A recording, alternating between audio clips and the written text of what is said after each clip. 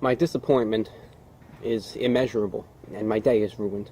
Hey, what's going on, guys? I'm back again for another Overlord Season 4 episode breakdown. So, I was really looking forward to this episode, particularly for the very first scene that happened in the episode. And actually, in the last video I made on episode 2, some people in the comments section thought that this scene would have been cut from the anime because it's supposed to take place before Albedo leaves for the Riesti's kingdom. I was really excited to see this scene between Ainz and Albedo animated because when I read it in the light novel the first time, I thought it was an extremely cute scene, but I also thought it was a somewhat important scene in regards to Albedo's development and her feelings for Ainz. And Albedo has been this way the entire series since episode 1 of season 1, but the thing that's important about this scene is this is the first time that Ainz really reciprocates her feelings in any sense at all. If you think about it from Albedo's perspective, she went into this whole scenario thinking that he was going to brush it off like he's always done in the past, but he actually met her a little bit halfway and, returned the gesture not exactly how she wants,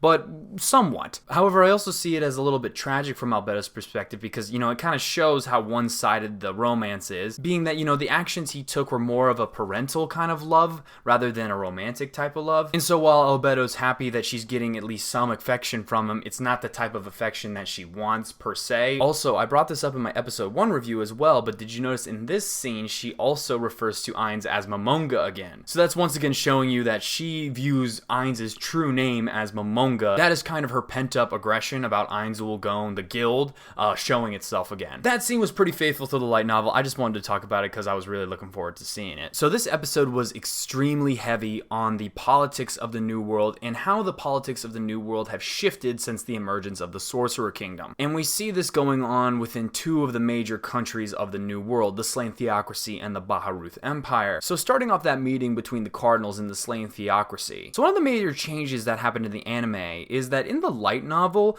the entire Grand Council is at the meeting instead of just the 6 Cardinals. And if you don't know, the Grand Council of the Slain Theocracy includes both the religious figures and the secular authorities. That's the Pontifex Maximus, who's the head of the religion, plus the 6 Cardinals, and then there's their secular authorities, which are their governmental representatives, the Grand Marshal, who is the head of the military, and the head of the Magical Research Institute. And I feel like I'm doing this every single video, but if you want to know more about the government of the Slain Theocracy, you can check it out in my Slain Theocracy Explained video. I go real in depth with what's going on there. Now, it's not a major change because they don't have much dialogue in the light novel, but it's just something I noticed that this meeting was only between the 6 Cardinals in the anime. So this entire meeting that took place between the 6 Cardinals was basically just the Slain Theocracy deciding what to do next regarding the emergence of the Sorcerer Kingdom and kind of just assessing their situations they've been in since season 1. And for the Slain Theocracy, I feel like this conversation had much more weight to it than what was going on in the Riesti's kingdom, because the Slain Theocracy is by far and away the most powerful human nation in the region. Also an interesting topic that's come up for the first time in a really long time in the Overlord anime, which is the Godkins. So once again, I explained this in my Slain Theocracy video, but Godkins are actually New World inhabitants that share the blood of players. And those two they saw on screen are actually 2 members of the Slain Theocracy's Black Scripture, which was mentioned. There were a couple points in that conversation that were cut that I noticed myself. The most memorable one to me being when they started talking about the advent of the gods. So at this point in the light novel, it's been established that the Slain Theocracy knows about players, and they know about how players seem to show up in these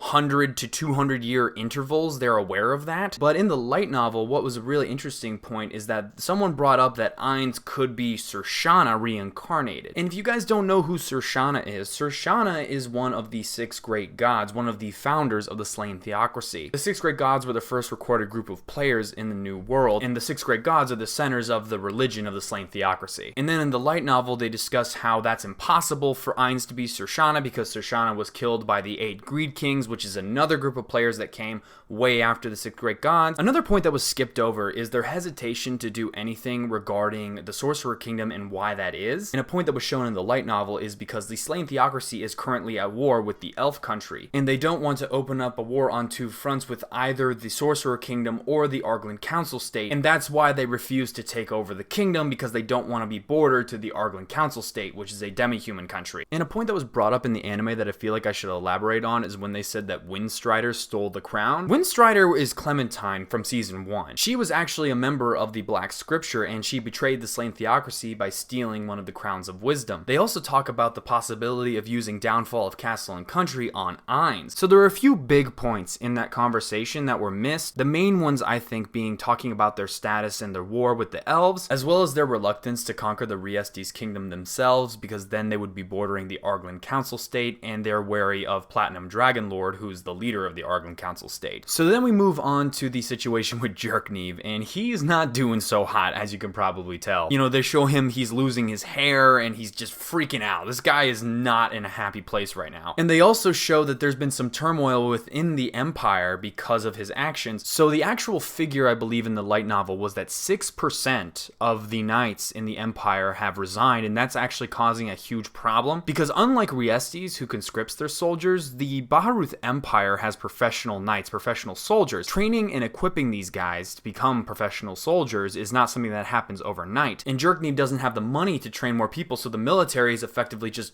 falling apart. And a lot of the leaders of the military have been voicing their concerns against Jerkneve because Jerkneve was the one who provoked Ainz into using that super tier spell in the Kotz Plains. And a lot of people think that Jerkneve knew what would happen, and they blame him for the catastrophic effect that happened. And not to mention that Fluter betrayed him, so he's lost his most knowledgeable advisor. So Jerkneve's fallen apart, and another thing that's been happening to him that isn't shown in the anime but it's explained in the light novel is that he's been developing like stomach cramps, like he's constantly in pain in his gut, and he's been taking potions like constantly in order to combat these pains. The amount of stress he's under is having a considerable effect on him, and it's crazy to see how confident he was in Season 3 and resulting in what he is now in Season 4. Moving on to the next scene, there's another point that was omitted from the anime, probably because they didn't have enough time to bring it up, but if you noticed, he only had 2 of his Imperial Knights attending him. There are 4 of them, one of which was killed by Mare when they came to the castle in Season 3, however the other one, Lanus, was also excluded. This isn't explained at all in the anime, but in the light novel it's explained that Jerkneve doesn't really trust Lanus' motivation. So what's brought up in the light novel is that Lanus and Jerkneve had an arrangement when she was brought on as his knight. Lanus actually has a curse on her right eye that was brought up a little bit in Season 3. You can see her kind of wiping her eye and having some goo come out of it. In Season 3 there's a scene, and she agreed that she would become his knight, but that she could leave at any time if it meant she could lift the curse. And Jerkneve ended up having a conversation with her after the Battle of the Kotz Plains asking if she wanted to leave, but she decided she was going to stay. However, that made Jerkneve not trust her, because the way Jerkneve sees it as is that Lanus is a very powerful warrior in the Empire,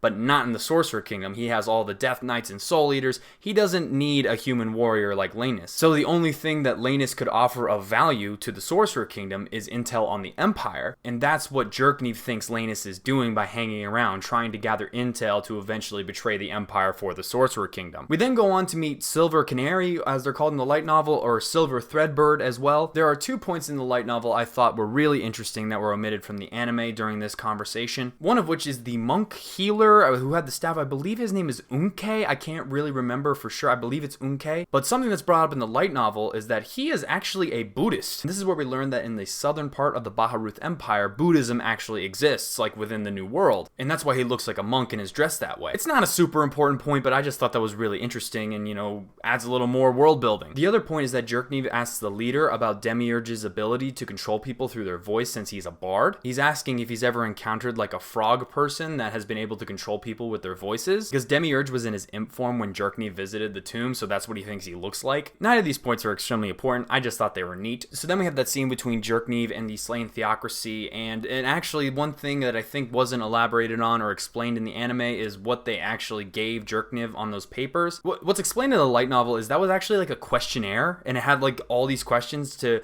Jerkneve, asking them about Ainz and like what they knew about Ainz, and mainly did he know how powerful Ainz was when he provoked him to use that super tier magic. So once again, that is a big point. People are questioning Jerkneve because of how powerful the spell that Ainz used was against the Riestes kingdom at the Kotz Plains. And then we have that scene, of course, with Ainz showing up to fight the King of Warriors, but they're called the Martial Lord in the light novel, and that's what I've always referred to them as, so I'm just gonna keep calling him the Martial Lord. And I could tell you like how Ainz got there or whatever, but I'm pretty sure they're saving that for the next episode, so I'm not gonna talk about that. I just thought that scene was funny because it seems to me like Ainz is just trying to be genuine genuinely friendly to Jerk Neve. He calls him Jerk Neve Dono and everything and things like that. And Jerk Neve thinks he's playing like 5D chess with all of them. He has the demiurge effect of thinking that Ainz is just sees everything and knows everything. So guys, overall, I think this episode was extremely important in terms of the world building of Overlord. And also I feel like it was very potent in showing like how political Overlord can be and how they focus on things like that. It also opened up the world a little bit more with their mentioning of Godkins and showing the slain theocracy for the first time in a while. So guys, it pretty much wraps up my breakdown of this episode of Overlord Season 4. I personally really enjoyed this episode, even though there were some interesting points that they cut from the anime. But what did you guys think? Leave your thoughts in the comment section below. If you enjoyed this video and you want to see more like it, please don't forget to hit that like button on your way out. And if you aren't already, please subscribe to the channel. It helps me out more than you know, and it'll also let you know when I post in the future. With that being said, I want to thank you all for watching to the very end of the video, and I will see you all next time.